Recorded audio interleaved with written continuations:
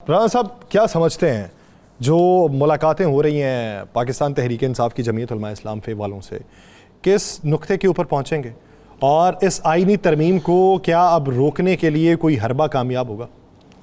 देखें, आईनी तरमीम को रोकने के लिए हरबा बड़ी अच्छी आपने बात की है। आज कुछ देर पहले एक MNA साहब अपना हुलिया बदल के बेचारे बड़ी मुश्किल से भागे हैं तहरीक इंसाफ के और महफूज मकाम पे चले गए हैं पंजाब से बाहर।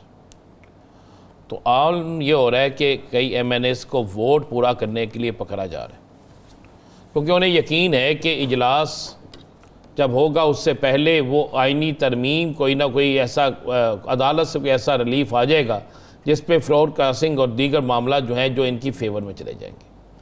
अब जहाँ तक बात है, यासर साहब दो चीज़ ज़हन में रखिएगा। मौलाना फजलुर रहमान साहब ने अवाम की, उस दिन उन्होंने ख़ुद कहा कि हमने अवाम की तरफ देखना है, और मौलाना साहब को नज़र आया कि उनके एक फ़ैसले से उन गली मोहल्ले चौकों चौराहों कूचों पर मौलाना साहब का नाम लिया गया जहाँ पे शायद कोई इस जमात को जानता भी नहीं था। तो अब मौलाना साहब की आज भी सहाफ़ियों से जो एक लंबी चौड़ी मीटिंग हुई है, जो एक लंबी चौड़ी बैठक हुई है, वैसे आपने राणा साहब बड़ी बात की कि जहाँ पे कोई इनकी जमात को जानता भी नहीं। जी जी बिल्कुल ऐसी थी। देखें, क्या कभी इन्होंने पंजाब में से कोई इलेक्शन जीता? ना। क्या इनके वोट इतने थे? तो फिर हमें मान लेना चाहिए ना। तो बाकी बात यह है कि आज मौलाना साहब ने बिल्कुल कहा जी मैं आईनी अदालत के हक़ में हूँ, लेकिन उसके लिए आईनी अदालत के लिए रूल होने चाहिए ना। आईनी अदालत ये तो नहीं होनी चाहिए कि वज़ीर आज़म जो है अपनी मर्ज़ी से कर ले। अगर आप ज़रा गौर करें ना यासर साहब, मैं बिल्कुल क्लियर कर, अगर आप गौर करें इस सारी तरामीम के चीज़ें जो देखें, इनके पीछे सिर्फ आपको एक चीज़ नज़र आएगी कि तहरीक इंसाफ को ख़त्म किस तरह करना है। पीछे सिर्फ एक चीज़ नजर आएगी कि जनाब किस जमात पे बैंड किस तरह लाना है, किस शख्स का केस किस जगह फेंकना है, किसके साथ क्या करना है। भाई इस आईनी तरमीम की अगर इतनी ज़रूरत है, 187 केस या 182 केस हैं आईनी, आप उसके लिए सुप्रीम कोर्ट के अंदर क्यों नहीं एक बेंच बना देते कि सुप्रीम कोर्ट के अंदर 5 सीनियर जजेस का बेंच बना दें कि ये तमाम आईनी मुकदमात ये सुनेंगे, रोज़ाना की बुनियाद पर सुनेंगे, बाकी सुप्रीम कोर्ट काम करे। ऐसा कौन सा तूफान आ गया है कि एक आईनी अदालत बनानी है और उस आईनी अदालत को इतना पावरफुल करना है कि सुप्रीम कोर्ट जो है उसका बगल बच्चा लगे, सुप्रीम कोर्ट के पास उसकी ताकत ख़त्म हो जाए, सुप्रीम कोर्ट के पास इख्तियार ख़त्म हो जाए। ये सारा कुछ बाज़रत से 2 साल से इनकी हुकूमत है। अबूरी हुकूमत भी इनकी थी, अबूरी हुकूमत से पहले भी इनकी हुकूमत थी, उस वक़्त ये क्यों नहीं किया गया? अब दरअसल मामला यह है कि अब बहुत सी चीज़ों पे, बहुत से ऐबों पे पर्दा डालने के लिए, बहुत से मामला कहीं बेनकाब ना हो जाए, कहीं पर्दे के पर्दा हटे और बहुत सी चीज़ें सामने ना आ जाए, उसके लिए आप ये सारा कुछ कर रहे हैं। आइन आइन आइन, पहले तो आप खुद आइन पे पूरा उतरे ना।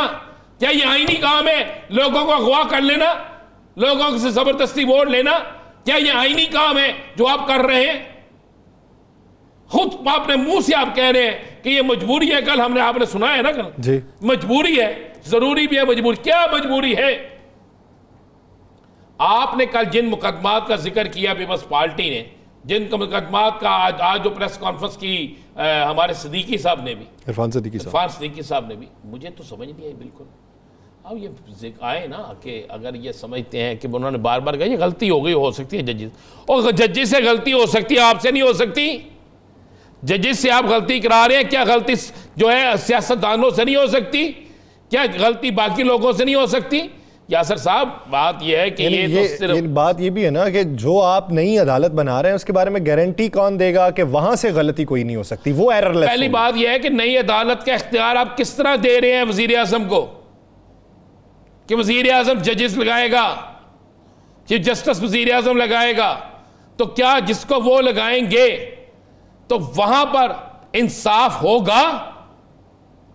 आप एक जगह किसी को SHO लगाते हैं और आप वहां पे DIG बतौर DIG SHO लगाते हैं, उस SHO की जरूरत होगी कि आपके बतौर DIG आपके खिलाफ कोई केस आए सुने? अच्छा राणा साहब, एक और चीज़ है, बात ये करते हैं चार्टर ऑफ डेमोक्रेसी की कि चले मान लें मिसाक जमहूरियत के मुताबिक ही कर रहे हैं, उस पे जो तरीक़ाकार था ना जजेस का, वो उसमें तहरीर ये किया गया कि एक पार्लिमानी कमेटी बनेगी जिसके अंदर हुकूमत के 50% और अपोजिशन के 50% लोग होंगे, यानी हुकूमत के भी 50% और अपोजिशन के भी 50% लोग होंगे।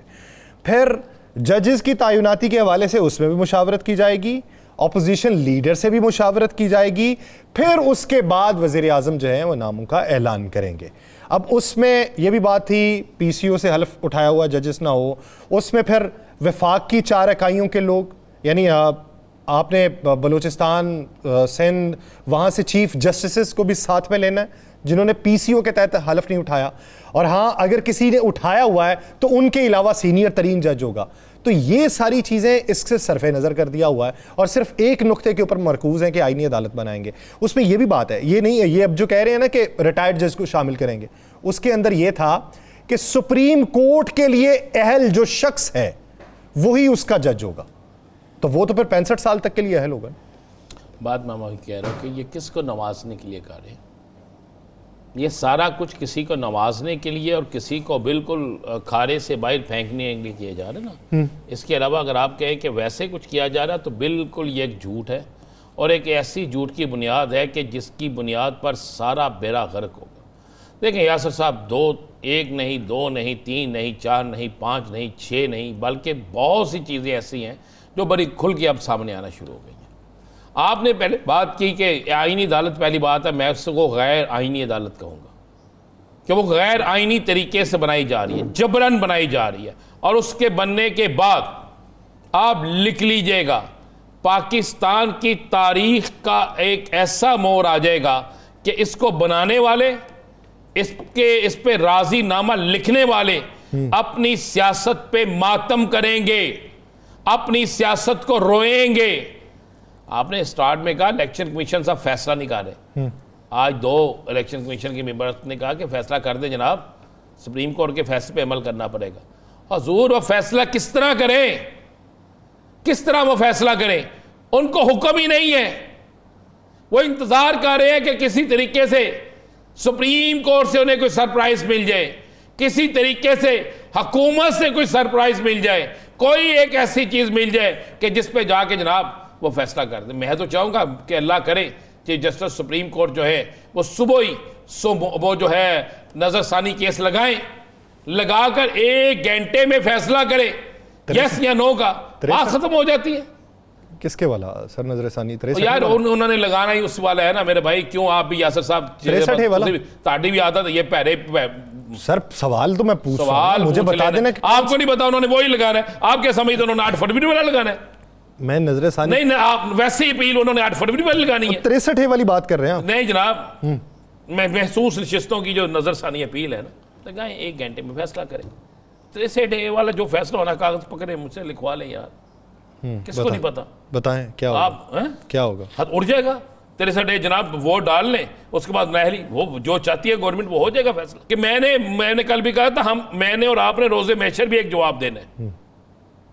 आपने शायद 2-3 जगहों पे जवाब देना है, लेकिन मैंने तो उधर जवाब देना है ना, तो इसलिए मैं संजीदा बात को यार यूं ना उड़ाया करें ना, यूं ना उड़ाया करें, यूं ना। आपने पता नहीं कहां बोल के जवाब देना है, क्या गल कर लवा कि ना कर लवा।